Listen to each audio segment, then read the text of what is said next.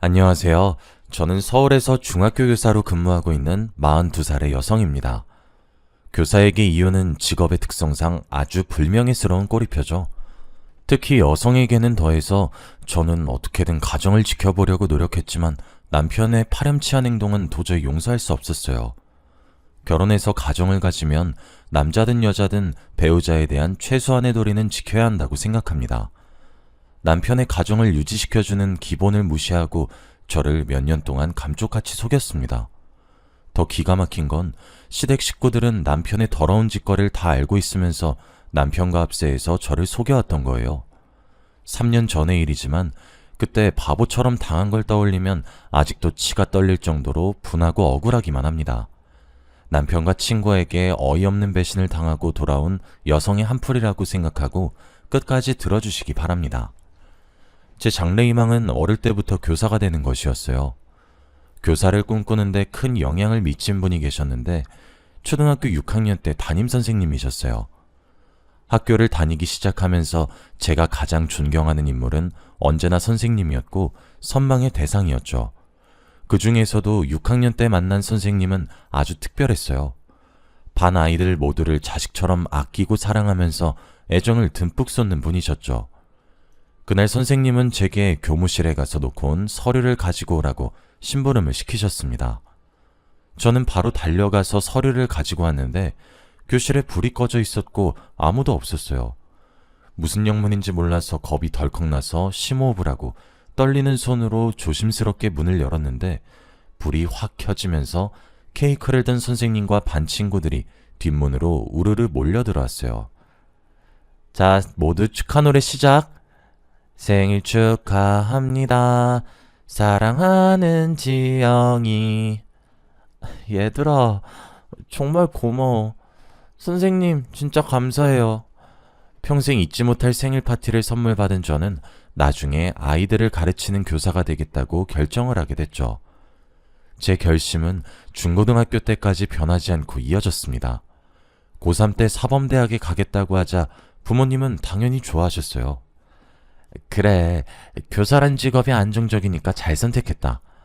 옆집 민수네 엄마가 그러는데 아직까지 교사가 1등 신부감이래. 엄마는 교사가 안정적이고 출산과 육아에 아주 유리해서 여자에게 좋은 직업이라고 생각하셨죠. 시대가 변해서 저는 꼭 그런 것만 아니라고 여기며 남자보다는 안정적인 직장을 얻는 데 노력했습니다. 저는 무난하게 사범대학에 합격을 했고 같은 과 선배에게 호감을 가지게 되었어요. 그 선배도 저를 좋아하는 눈치였는데 서로 눈치만 보면서 망설이고 있었습니다. 마음 같아서는 제가 먼저 좋아한다고 고백을 하고 싶었는데 여자의 자존심이 허락하지 않았어요. 그래서 선배가 얼른 마음을 열길 기다렸죠. 그러다가 A중학교로 교생 실습을 나가게 됐습니다. A중학교로 실습을 나가는 동기는 딱 3명뿐이었습니다. 그 중에 한 명은 갑자기 엄마가 돌아가시는 바람에 실습에서 중도하차하게 되었어요. 그래서 선배와 제가 단둘이 실습을 하면서 친해지게 되었습니다. 실습하면서 서로 모르는 것이나 고민을 나누다 보니 실습이 끝나기 이틀 전 선배가 집에 가려던 저를 부르더라고요. 은미야, 오늘 나랑 술 한잔 할래? 선배, 왜 그래? 무슨 일이야? 표정이 되게 안 좋아 보여. 교무부장한테 대들었다가 개박살 났거든. 그 자식은 꼭 나만 보면 그러더라. 이번엔 또 뭐라 그랬는데? 요 앞에 호프집 가서 이야기하자. 학교 근처 호프집으로 가서 술잔을 기울이며 선배가 쏟아내는 불평을 가만히 들었습니다. 교무부장은 아주 보수적이고 대학생 신분인 교생들에게 반말을 하면서 갑질을 해대는 질이 안 좋은 교사였어요. 아침마다 직원조회를 할 때도 교생들을 하나씩 불러서 트집을 잡았고 어떤 때는 교생들이 수업을 하고 있으면 양해도 구하지 않고 교실 밖으로 불러냈죠. 학생들이 보는 앞에서 망신을 주는 게 일상이라서 교생들 사이에서 말이 많았습니다. 저도 복도를 지나가다가 교무부장에게 걸려서 다짜고짜 폭언을 들은 적이 있었거든요. 야, 거기 너 대학에서 도대체 뭘 배웠어? 교사가 자신감 있는 목소리랑 열정적인 태도로 수업을 해야지. 기어 들어가는 목소리로 흐느적거린 꼴이라니. 학생들을 휘어잡을 수 있게 크게 말하란 말이야. 알겠어? 네, 부장님. 명심하겠습니다. 교무부장이 일부러 교생들을 깔아뭉개서 자기 지위를 과시하는 걸 알고 있어서 조언을 주의 깊게 듣지도 않았어요. 하지만 말로만 듣던 갑질을 당하니까 무척이나 자존심이 상하더군요. 교무부장은 선배에게도 갑질을 부렸어요. 그날도 선배가 열심히 수업을 하고 있는데 갑자기 뒷문이 열리더니 교무부장이 선배에게 복도로 나오라는 손짓을 했다는 거예요. 선배가 모른 척하고 계속 수업을 하자 열이 받은 교무부장이 이런 식으로 소리를 질렀대요. 야, 거기 너! 내 말 안 들려? 당장 나오라고! 나중에 말씀해 주시면 되는 거 아닙니까? 이런 일이 한두 번도 아니고 지금은 제 수업 시간입니다. 방해하지 말고 나가주세요. 뭐? 참, 성질이 더러운 교무부장이라도 학생들 앞에서 차마 욕은 하지 못하고 무안을 당하고 가버렸다고 해요. 그런데 수업을 마치고 교무실로 가자 교무부장이 화가 잔뜩 난 표정으로 선배에게 막말과 인격적인 모욕을 퍼부었다고 합니다. 선배는 전부터 교사라는 직업의 회의를 느끼고 있었는데 교무부장에게 질리도록 당한 뒤로 진로를 다시 생각하게 되었다고 해요. 나 교사 되는 건 다시 생각해 보려고. 실제로 학교에 나와서 보니까 나랑 교사는 안 맞는 것 같아. 아니야 선배, 이 학교가 이상한 거라니까? 세상에 저런 교무부장이 어딨어? 다른 학교도 그럴 것 같은데. 사실 이런 곳에 버틸 자신이 없어. 모르겠다. 오늘 그냥 술이나 마시자. 선배는 엉망으로 취할 때까지 술을 마셨고 저도 그만큼 술을 마시는 바람에 순간 기억을 잃고 말았어요. 숙박업소에는 도대체 언제 온 건지 알 수 없어서 얼른 옷을 입고 선배를 깨웠습니다. 선배도 저를 보고 많이 놀랐는지 미안하다고 하더군요. 효정아, 미안해. 내가 왜 그랬지? 너무 취해서 기억이 안 나는데. 내가 무슨 짓 한 건 아니지?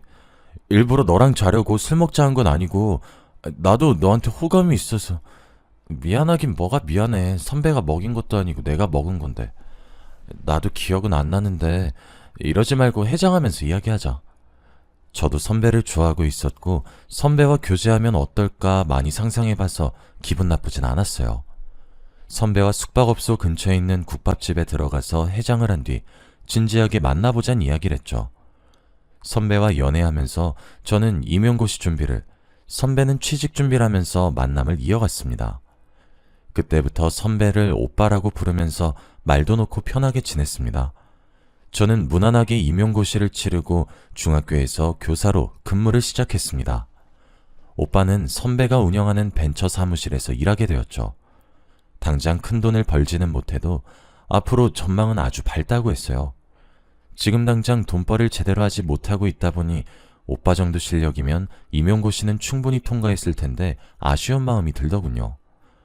그렇지만 오빠가 오랫동안 심사숙고해서 결정한 일이니 두말하지 않고 믿어보려고 했습니다. 어느덧 시간이 지나 2년 정도가 흘렀어요. 결혼할 나이가 되었고 오빠에게 큰 흠이 있지도 않고 좋은 사람이라는 걸 알고 있어서 결혼 이야기도 슬슬 꺼내고 있을 때였습니다. 오빠와 함께 시어머니를 찾아가니 의외의 반응을 보이시더군요. 우선 급한 대로 내가 아파트 하나 장만해놨다. 평수가 작지만 둘이 살긴 괜찮을 거야. 부지런히 돈 모아서 애 생기면 큰 집으로 옮겨. 말은 이렇게 하셔도 표정만은 아주 떨떠름하셨습니다. 어쩔 수 없이 결혼시킨다는 듯한 느낌으로 말씀하셔서 저도 기분이 언짢아졌죠. 그래도 저희는 시댁에서 마련해준 아파트에서 신혼생활을 시작하게 되었습니다. 그 아파트에서 제대로 지낸 날도 1년 정도밖에 되지 않았죠. 지방에 있는 중학교로 발령이 나버려서 졸지에 주말부부 신세가 되어버렸거든요. 오빠와 함께 자녀 계획을 세우고 있어서 발령 가기 전에 많은 이야기를 나누었습니다. 아이 가지면 육아도 문제가 될 텐데 자녀 계획을 좀 미뤄야 할까? 애 갖는 건 다시 생각해보자. 3년만 지나면 교원 정기 인사이동 때 다시 서울로 올 수 있을 거야. 그래, 우선은 애 만들기 전에 열심히 벌어서 돈이나 모으고 있게. 요즘은 애 없는 부부도 많이 있으니까요. 자녀 계획을 미루는 것도 나쁘지 않다고 생각했어요. 한창 재미있을 신혼에 생이별을 해야 하는 신세가 안타까웠지만 늘 붙어있는 것보다 떨어져 있다가 만나면 정이 더 생긴단 말이 있으니까요. 정신없이 지방으로 내려가 낯선 곳에서 적응하려고 노력했죠. 몇 달이 지나자 동네 지리도 다 파악하게 되었고 친하게 지내는 동료 여교사도 생겼어요. 이름은 한수정이란 수학교사였고 나이는 저보다 3살 아래였습니다. 언니, 오늘 교무회의 할 때 학생부장이 교장한테 아양 떠는 거 봤지? 실실 웃으면서 얼마나 싸바싸바 하는데 정말 꼴 보기 싫더라. 학생부장 그러는 거 처음 보냐? 아니, 교장하고 나이도 동갑이라는데 자존심도 없나 봐. 수정이와는 뒷담화하면서 친해졌습니다. 쉬는 시간이나 점심시간 때 몰래 빠져나와서 마음에 안 드는 다른 교사들을 속이 후련해질 때까지 씹어댔죠. 처음에는 깍듯하게 존댓말하던 수정이도 저를 언니라고 불렀을 무렵에 남편 사촌 여동생의 친구라는 사실도 알게 되었는데요. 그 계기로 더 친해져서 자매처럼 붙어 다니게 되었습니다. 그런데 정이 들자마자 수정이가 서울에 있는 학교로 발령이 나버렸죠. 언니 어떡해? 서울에 가야 될 사람은 언니인데 내가 가게 됐네. 난 언니랑 학교 같이 다니고 싶은데. 괜찮아. 다음엔 내 차례 되겠지. 먼저 올라가서 자리 잡아놔. 오케이. 언니 서울에 오면 꼭 연락하기다. 얘는 당연한 거 아니야? 근데 언제 가는 건데? 그게 이번 달에 가게 됐어. 뭐? 이번 달이면 얼마 안 남았잖아. 오늘 퇴근하자마자 진탕 마시자. 수정이가 갈 날이 얼마 남지 않아서 밤늦게까지 제가 자취라는 원룸에서 이별주를 마셨습니다. 그렇게 수정이를 서울로 보내고 저 혼자서 외롭게 지내고 있었죠. 아마 우리 오빠가 없으면 주말에도 처량하게 지냈을 거예요. 그날도 주말이 되어서 오빠가 있는 집으로 올라갔는데 뭔가 이상한 느낌이 들었어요. 왠지 그 전하고는 집이 달라진 것 같았죠. 먼저 냄새부터 달라진 것 같았어요. 오빠가 혼자 사는 집이라 주말마다 제가 와서 치우고 방향제를 뿌려도 남자 특유의 냄새가 풍겼거든요. 그런데 이젠 그런 냄새가 나지 않고 제가 쓰지 않는 향수와 방향제 냄새가 나는 것 같았어요. 처음에는 제가 예민해졌다고 생각했는데 얼마 뒤에 집에 있어서는 안 되는 물건을 발견하고 말았습니다. 욕실 선반에서 여자들이 쓸만한 머리끈이 있어서 깜짝 놀랐죠. 흔히 곱창밴드라고 불리는 머리끈이었는데 아무리 생각해봐도 오빠가 그걸 사용할 것 같지 않았거든요. 그래서 오빠에게 그 머리끈을 보여주면서 물었죠. 오빠, 이게 뭐야? 나 이런 머리끈 쓴 적이 없는데 이런 게 왜 있는 거야? 며칠 전에 정혜가 와서 자고 갔거든. 그때 두고 갔나 봐. 정혜는 남편의 사촌 여동생이었어요. 대전에 살지만 서울에 자주 올라왔고 그때마다 오빠에게 들러서 가끔씩 자고 간다고 했거든요. 그런데 오빠의 변명이 너무 이상하게 느껴졌어요.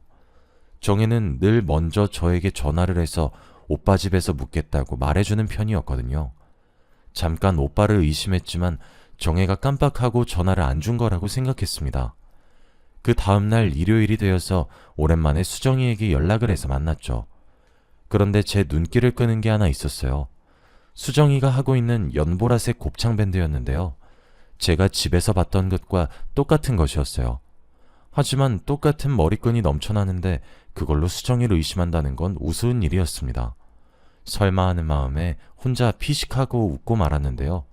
그래도 수정이와 함께 있는 내내 머리끈이 신경 쓰여서 물어보고 말았습니다. 수정아, 머리끈 어디서 샀어?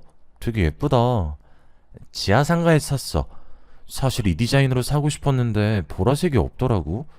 우연히 보고 이거다 싶어서 샀지. 수정이는 저와 학교에 다닐 때부터 눈에 띌 정도로 보라색을 좋아했었어요. 옷, 가방, 액세서리는 물론 볼펜이나 수첩도 보라색만 고집할 정도였으니까요. 수정이가 저 몰래 이 집에 왔다는 생각이 머릿속에서 잊혀지지 않아서 정혜에게 전화를 걸어볼 수밖에 없었죠. 여보세요? 정혜야, 혹시 지금 전화 가능하니? 어머 언니, 오랜만이야. 당연히 가능하지. 마침 너무 심심했는데 잘됐다. 무슨 일이야? 그러면 만나서 이야기할까? 내가 밥이랑 커피 사줄게. 좋지. 나 오늘 완전 프리해. 당장 서울로 고고싱 할게. 정혜를 만나서 밥을 먹고 커피를 마신 다음에 백화점에 들렀어요. 날씨가 너무 더워서 시원한 백화점 안에서 아이 쇼핑을 하려고 했죠. 그런데 보라색 머리끈이 눈에 띄어서 정혜에게 사주겠다고 내밀어 보았어요. 정혜야, 이 머리끈 어때? 보라색이 예쁘네. 하나 사줄게. 아이, 언니. 난 보라색이 안 어울려. 저번에 보라색 샀다가 애들이 엄청 뭐라 해서 혼났어. 보라색 말고 노란색 사주면 안 돼? 정혜는 보라색이 아니라 노란색 곱창 밴드를 고르더라고요. 그래서 정혜한테 묻고 말았습니다. 정혜야, 혹시 너 나한테 말 안 하고 우리 집 온 적 있어? 어? 나 그런 적 없는데? 나 항상 갈 때마다 언니한테 말했잖아. 정혜 말을 듣고 나니 화가 치밀어 올랐습니다. 저한테 말도 안 하고 여자를 재운 것도 모자라 저를 속이다뇨. 그래서 바로 오빠에게 전화를 해서 물어보았지만 오빠의 대답은 한결같았습니다. 갑자기 그 이야기는 왜 또 꺼내는 건데? 정혜가 기억을 못하는 거겠지. 정혜 바꿔봐. 애꿎은 정혜한테 화풀이를 하려고 하길래 저는 됐다고 했죠. 제대로 된 증거를 확인해봐야겠다는 생각에 얼른 정혜와 헤어지고 오빠와 살던 집으로 돌아왔습니다. 그래서 관리사무소에 가서 CCTV를 보여달라고 했죠. CCTV요? 무슨 일 있으셨길래 갑자기 물어보시는 거죠? 남편이 바람 피는 것 같아서 그래요. 딱 한 번만 보여주시면 안 될까요? 그건 곤란합니다. 주민이라고 다 공개해드리는 게 아니라 경찰이 정식으로 요청했을 때만 보여드리고 있어요. 저도 알아요. 그런데 여자가 다녀간 흔적이 보여서 그래요. 비밀로 할 테니까 조금만 보여주세요. 네? 이혼 이야기까지 꺼내면서 직원에게 사정하니까 망설이다가 제게 서류를 내밀더니 사인을 해달라고 하더군요. 여기서 보기만 하셔야 합니다. 영상 휴대폰 같은 걸로 촬영하시면 안 돼요. 그리고 어떤 이유로든 영상을 증거로 쓰시려면 경찰의 허락을 받아오셔야 해요. 직원은 제가 말한 해당 날짜를 찾아서 엘리베이터 앞을 찍은 동영상을 보여주었어요. 시간이 오후쯤으로 빠르게 돌아가다가 엘리베이터 앞으로 한 여성이 다가오자 빠르게 감기를 멈추었죠. 고개를 숙이긴 했지만 보라색 밴드로 머리를 묶은 걸 보고 수정이가 확실하다고 생각했어요. 하지만 저는 끝까지 아니라고 부정하며 CCTV 화면에서 눈을 떼지 않았죠. 거울 앞에 선 여자가 고개를 든 순간 저는 집을 찾아온 여자가 수정이란 사실을 확실하게 알게 되었습니다. 엘리베이터를 탄 수정이는 주저없이 제 집이 있는 8층 버튼을 누르고 있더군요. 이제 어떻게 해야 좋을지 머릿속이 혼란스러워졌습니다. 제 눈으로 확인했지만 도저히 믿을 수가 없었거든요. 충격받은 모습 그대로 집으로 올라가 멍하니 앉아있기만 했습니다. 그런데 TV 선반 밑에 무언가가 반짝이더군요. 저게 뭔가 손을 넣어서 꺼내보니 보라색 머리핀을 발견하고 말았습니다. 의심할 여지 없이 수정이의 것이었죠. 도대체 몇 번이나 이 집을 왔던 걸까요? 제가 모르는 사이에 수정이의 흔적이 집을 점령하고 있었다는 생각에 더 이상 보고만 있을 수 없었습니다. 만나서 결판을 지으려고 수정이와 약속을 잡았는데요. 수정이 집 근처 카페로 가니 수정이가 뭣도 모르고 저를 반기더군요. 언니, 방학도 끝났고 주말도 아닌데 서울엔 웬일이야? 너한테 줄 게 있어서 휴가 내고 올라왔어. 나한테 줄 게 뭔데 휴가까지 냈다는 거야? 저는 머리핀과 밴드를 카페의 테이블에 올려놨습니다. 그랬더니 수정이의 얼굴에서 핏기가 싹 사라지더군요. 너 보라색 좋아하잖아. 어떤 정신 나간 년이 내 집에 흘리고 갔더라? 네 생각나서 가지고 왔어. 꼭 네가 흘리고 간 것 같아서 기분이 더럽더라고. 언니, 미안해. 오빠랑 나는 그냥 친구처럼 지내다가... 뭐? 친구처럼 지내? 난 너를 동생처럼 생각했는데 네가 어떻게 나한테 이런 더러운 짓을 해? 저는 소리를 지르면서 수정이의 얼굴에 물을 끼얹었습니다. 카페에 있던 사람들이 모두 놀라서 쳐다보았죠. 하지만 그런 건 아무 상관 없었어요. 여기가 수정이 동네고 오히려 수정이를 이상한 눈빛으로 보길 원했어요. 수정이가 이 상황을 수치스럽게 생각할 줄 알았는데 전혀 아니더군요. 오히려 어이없는 말을 내뱉고 있었어요. 언젠간 들통이 날 거란 생각은 했어. 그 전에 그만두려고 했는데 내가 한 발 늦었네. 그래, 내가 너무 일찍 알아버려서 미안하다. 네가 그만두기 전까지 바보같이 모르고 있어야 했는데 말이야. 그래놓고 나한텐 좋은 동생인 척 했던 거야? 언제부터 날 속인 건데? 제 고함 소리에 수정이는 한숨을 쉬더니 모든 걸 털어놓았어요. 서울로 발령을 받아서 학교에 근무하면서 친구인 정혜를 만났는데 우연히 오빠가 합석을 했다고 합니다. 그러다가 술에 취해 자버렸는데 정혜가 비밀을 지켜주기로 한 거죠. 정혜가 그걸 비밀로 해주기로 했다고? 그게 말이 돼? 정말 친동생같이 생각한 아이인데 그걸 숨겨주다니. 이건 정말이지 막장 드라마도 아니고 말이 안 되는 소리였죠. 저는 당장 정혜를 불러서 수정이가 했던 말을 그대로 이야기해 주었습니다. 그랬더니 정혜도 사색이 되어서 잘못했다고 싹싹 빌더군요. 아니 언니, 내가 잘못했어. 제발 용서해줘. 내가 말하면 오빠가 이혼할까봐 그랬어. 그리고 난 그만 만나라고 했는데 수정이가 몰래 만난 걸 나보고 어떡하라고. 나도 어쩔 수 없었다고. 오빠가 이혼할까봐 그랬다고? 그럼 나는 끝까지 내 친구랑 잔 놈이랑 지내라고 둔 거야? 너 진짜 못됐다. 어떻게 사람이 그러니?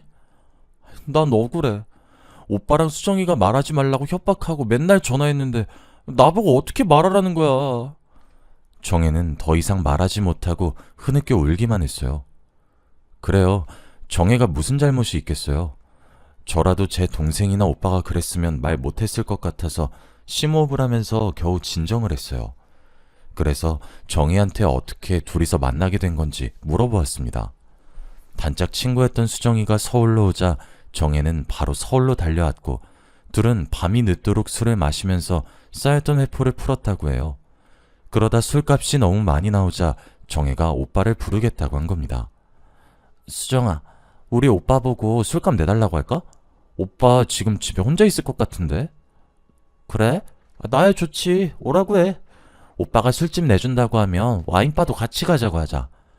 둘은 의기투합해서 혼자 있는 오빠를 불러냈고 오빠도 거절할 이유가 없었죠. 정혜와 수정이 있는 술집으로 와서는 같이 술을 마시기 시작했습니다. 수정아, 우리 오빠가 술값 내준대. 와인바도 같이 가주겠대. 엄청 멋있지? 정혜야, 입에 침이나 바르고 그런 소리 해라.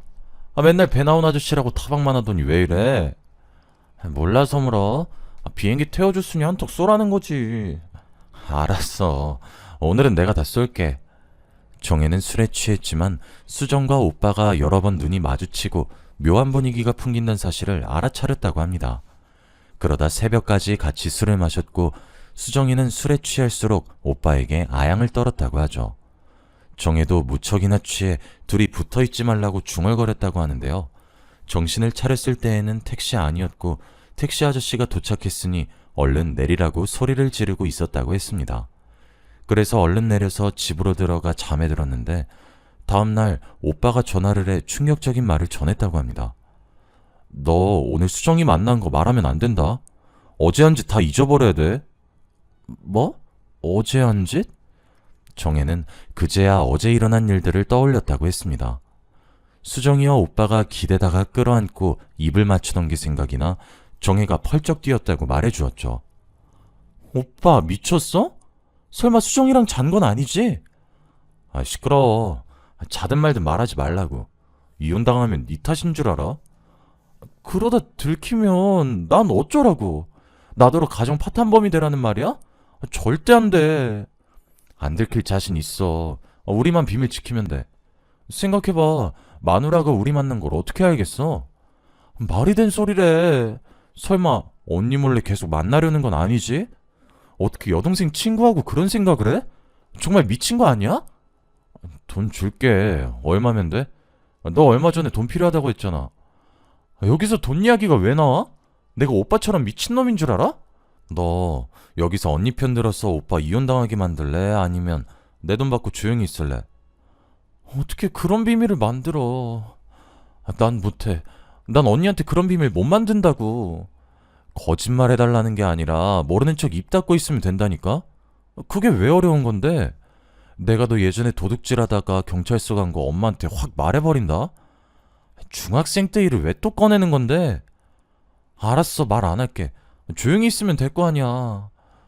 오빠가 이런 식으로 돈으로 매수하며 협박하는 바람에 정혜는 돈을 받고 모르는 척하고 있었다고 하죠. 수정이도 제 남편이란 걸 뻔히 알면서 오빠를 만난 이유가 따로 있었습니다. 정혜가 수정이 입에서 충격적인 말을 들었다고 전해 들었거든요. 죄책감에 잠을 못 이루던 정혜가 수정이를 만나 오빠를 만나지 말라고 설득시키려고 했답니다. 유부남을 왜 만나려고 하냐고 다른 남자를 소개시켜주겠다고 하니 수정이 충격적인 대답을 했다고 하더군요. 남자? 나 남자 만날 생각 없어. 만나서 엔조이하기에 유부남이 딱 좋지. 싱글들은 한두 번 관계하면 꼭 자기 여자라고 생각하고 덤벼들어서 골치 아프다니까. 그런데 유부남이 뒤끝이 없어. 내가 해봐서 알아. 뭐? 너 정말로 유부남이랑 사귀어 본 적 있어? 몇 번 있었어. 용돈 준다니까 만난 거지 뭐. 정혜는 얌전한 줄 알았던 수정이에게 이런 발칙한 면이 있을 거라고는 생각조차 못했다고 합니다. 정혜에게 이런 자초지종을 듣고 나니 이제 오빠와 관계를 어떻게 정리할까 고민이 되었습니다. 마음 같아서는 오빠의 뺨을 후려갈기고 깨끗하게 갈라서 버리고 싶었죠. 그런데 제 발목을 잡는 게 하나 있었습니다. 교사라는 제 직업 때문이었죠. 제가 이혼하면 학교에 소문이 날 것 같아서 고민이 되었습니다.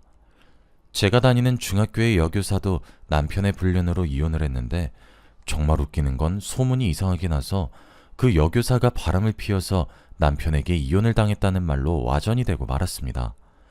그녀는 한사코 아니라고 했지만 다른 교직원들은 앞에서 소문이 이상하게 났다며 위로해놓고 뒤에서는 아니 땡굴뚝에 연기가 날 리 없다고 수군대었죠.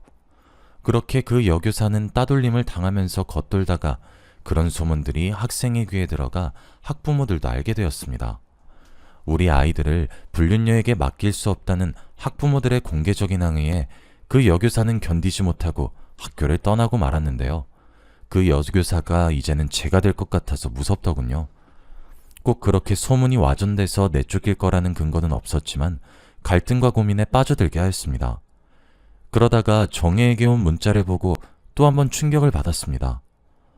언니, 이것까지 숨기면 언니한테 정말 못된 짓 하는 것 같아서 말해. 우리 엄마도 오빠가 바람 피는 거 알게 됐는데 나보고 가만히 있으라고 했어. 내가 결혼해서 이런 짓 당했을 거라고 생각하니까 억장이 무너지더라. 밤새 고민하다가 가족이랑 연 끊길 각오하고 이렇게 문자 보내놔. 내가 언니를 정말 좋아하고 잘 따르는 거 알지? 언니가 오빠랑 정리하고 좋은 사람 만났으면 좋겠어. 시어머니도 저를 속이다니 오빠를 이혼만 해주고 보내줄 수가 없더군요. 정혜의 문자를 보고 복수를 해줘야겠다는 생각을 해냈습니다. 그래서 저는 얼른 정혜와 수정이에게 문자를 보내놨습니다. 앞으로 어떤 결과가 나오든 내가 알아서 할 테니까 가만히 입 다물고 있어. 오빠랑 연락하거나 만나지도 마. 저는 여러 번 정혜와 수정에게 오빠가 눈치채지 못하도록 입에 자물쇠를 채우라고 했어요. 아무것도 모르는 오빠는 수정이와 연락이 끊겨 아쉬웠는지 제가 주말에 올 때마다 부부관계를 원했어요. 하지만 여러 여자들과 어울리던 그 인간과 잠자리를 갖고 싶지 않았죠. 오늘은 좀 피곤하네. 그냥 쉬고 싶어. 그러니까 건드리지 마. 알았어. 귀찮게 안 할 테니까 먼저 자. 저는 누웠지만 잠이 오지 않았어요. 그래도 오빠가 꼴 보기 싫어서 자는 척하고 누워 있었습니다. 그런데 그때 오빠에게 전화가 걸려왔어요. 오빠는 저를 슥 쳐다보더니 거실로 나가더군요. 엄마. 집사람은 자고 있어. 괜찮으니까 말해. 수정이 그년이 전화한 줄 알았는데 시어머니의 전화였습니다. 오빠가 거실 소파에 앉아서 통화를 하고 있더군요. 시어머니가 무슨 말을 하는지 알 수 없었지만 오빠가 하는 대답을 들어보니 무슨 대화를 하는 건지 어림잡을 수 있었어요. 알겠어, 엄마. 내가 정리한다니까. 무슨 가정이 깨져. 내가 조심해서 지금까지 안 들켰는데. 그리고 수정이 내가 정리했어. 다른 남자 생겼는지 나 차단한 것 같더라고. 혜미도 정리한다니까. 알겠어. 잔소리 좀 하지 마. 만난 지 3년이 넘었는데 어떻게 바로 정리해. 나도 시간 필요하니까 기다려줘. 오빠가 저 몰래 다른 여자를 또 만나고 있었습니다. 혜미라면 저도 알고 있는 여자였어요. 오빠가 일하는 벤처 사무실에서 일하는 여직원이었죠. 오빠가 전화 통화하는 걸 계속 들어보니 교사라는 직업을 포기한 것도 혜미라는 내연녀가 마음에 들어서 선배의 사무실에 들어갔던 겁니다. 저와 결혼을 한 뒤에도 그녀와 내연 관계를 이어오고 있었던 거죠. 그래놓고 오빠는 시어머니께 비밀을 지키라는 당부의 말을 하더군요. 정리할 거니까 걱정 마. 내가 알아서 할게. 엄마도 비밀은 확실히 지켜야 돼. 알겠지? 둘의 전화 통화를 들은 저는 충격을 받아서 정신이 아찔해졌습니다. 얼마나 화가 치밀어 오르는지 당장 이불을 던지고 나가서 오빠의 멱살을 잡고 얼굴에 침이라도 뱉어주고 싶었죠. 하지만 제대로 된 복수를 위해 입술을 꽉 깨물고 억지로 참았습니다. 외도 증거를 확실히 잡아 법정에서 이기려고 집안에 카메라를 숨겨놨습니다. 연차 내놓고 출근하는 척했다가 집 근처에 숨어 있었어요. 역시나 남편이란 작자는 제가 지방으로 내려갔다고 휴가까지 냈는지 사무실에 가지 않고 혜미란 여자를 데리고 왔더군요. 오빠와 혜미가 엘리베이터를 타고 올라가자마자 따라갔습니다. 현관문 앞에 서 있는데 둘이 히히덕거리는 게 들리더군요. 둘의 외도가 확실히 찍힐 때까지 기다렸습니다. 그리고 갑자기 문을 열고 들어갔죠. 지금 잘하는 짓이다. 나 몰래 이러고 다니니까 좋아? 여보, 나는 그게 아니라 더 이상 속이려고 들지 말고 솔직하게 털어놔. 이 여자 말고 수정이라도 잔 거지? 아니, 뭘 털어놓으라는 거야. 수정이랑 잔 건 또 뭐고? 당신 갑자기 와서 왜 그러는 건데? 혜미는 근처에서 이야기하다가 중요한 서류가 있어서 그거 가지러 온 거야.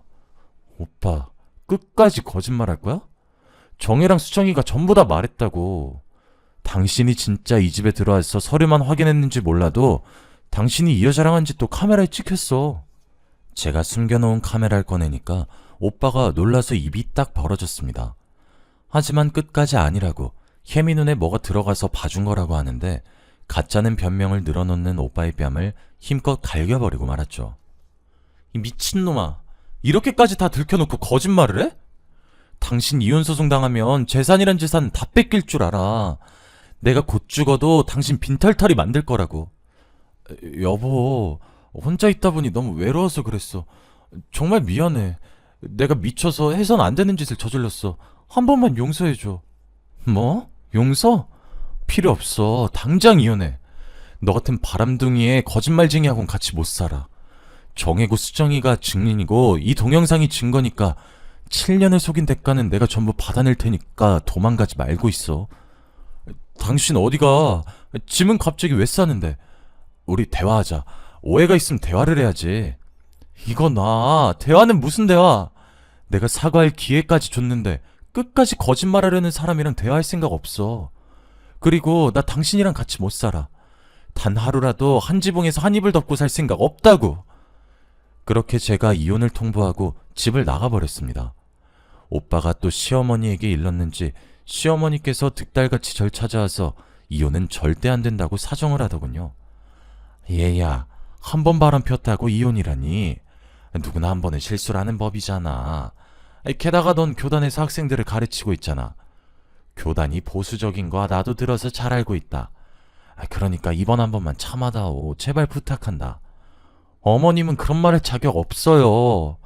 아무리 그래도 아들이 바람을 피우고 다니는 걸 알면서도 가만히 있는 게 말이 돼요? 그래, 내가 잘못했다. 미안하다. 그러니까 미친 척하고 한 번만 용서해주면 내가 다신 이런 일 없게 해주마. 어?